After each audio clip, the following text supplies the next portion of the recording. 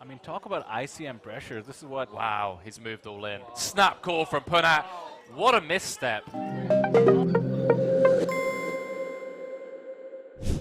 That is how things stand as Punnat 3 bets from the big blind against second in chips. And these 3 bets are getting massive. 2 million, I believe he's just put out. Really leaning into second in chips. This is exciting, not knowing what these players have. First in chips versus second in chips. It kind of goes back to that dynamic we were discussing earlier on. Now that fans become second in chips, Punnat kind of just signaling, hey, listen, pal, if you play your cards right, you're going to walk away with 208,000. You're going to walk away with 6 figures. And Fan clearly is going to be continuing in this hand. He has held out more chips. He is committed to at least a call. And I'm wondering if he might be interested in raising. Understandably, local Taiwanese player, online player, does have some questions sometimes. Okay, so it seems to be some confusion. Fan just trying to figure out how much the... Wow, he's cut out a 4 bet. I think I really don't know. So he's clicked it back, Henry. Wow. Punnat isn't posturing here. Fan has 4 bet for 3.7, and Punnat wants to know how much he's playing behind. This is first v second in chips. This pickup alone, by the way, for Fan would tie him at the top with Punnat.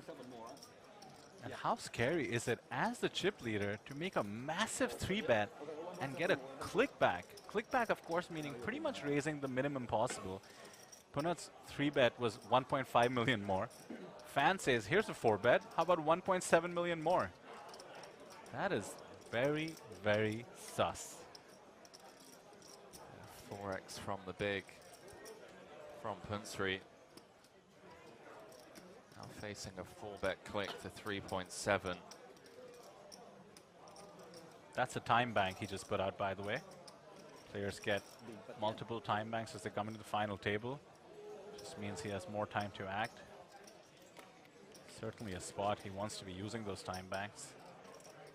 Fan has been getting hit by the deck. At what point does Punnat think that it's not top of range? Ace-king twice, aces into kings. Throwing out 2 time bank extensions now. Really thinking this one through. Imagine a first v second all-in confrontation. I mean, practically for the tournament. No way. Whoa. Click back, 5 bet. Has clicked it back. Henry, is it another aces versus kings? How exciting is it that we cannot see the hands? Fan, by the way, already has had 2 aces versus kings situation in this tournament. Man, this feels like aces or kings only. A 5 bet at this stage between the chip leader and second in chips. The entire table must be tingling with excitement. Yeah, all those shorties potentially looking at a 14k ladder if Punnat eliminates Fan. By the way, if these two collide, if all the chips find their way in the middle, it's for 60% of the chips in play. What do you do with queens here? Let's just try and guess what the 4-betting range of Fan looks like. Ace, king, jacks, queens, of course top of range, aces, kings. Imagine you're sat here with like ace, king, O, pocket queens. You're second in chips. There's 208,000 for second. You're comfortably in second. Do queens just find the mark? I'm in the booth, and the idea of having queens in the spot made me tense up. So I don't know what you would do sitting there. I mean, talk about ICM pressure. This is what... Wow, he's moved all in. Snap call from Punnat. Aces for the chip leader. And a 5 IC. A 6-bet all-in with what?